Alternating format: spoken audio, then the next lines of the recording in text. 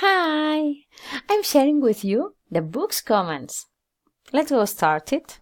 I'm going to be talking about The Girl on the Train by Paula Hawkins.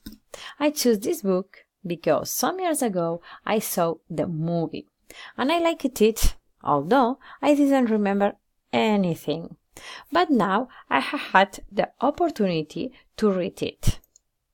The story takes place in London and follows a girl named Rachel. She travels into London every day on the same train and it stops at the same signal each time. And she sees every day a couple that they seem to be perfect and happy. So she imagines a story about them.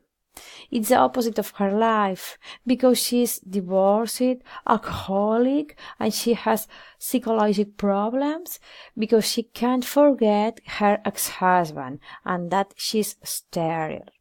This story follows Rachel, who is the main character. Tom is the Rachel ex-husband. Anna is the Tom wife. And Megan and Scott are the perfect couple.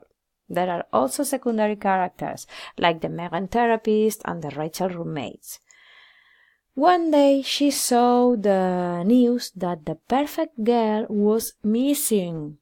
So she tries to investigate about it because the same day of her disappearance, Rachel saw Megan on the terrace with another man.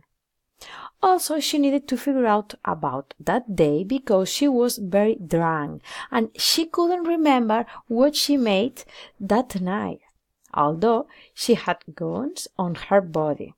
The police saw her as suspicious.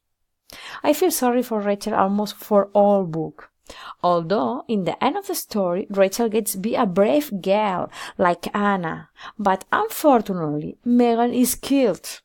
I highly recommend checking out this book, and I'm giving it 5 out of 5 stars because the plot shows how women can seem weak, but they manage to be stronger and overcome strong obstacles, although, unfortunately, not all of them, as was Megan.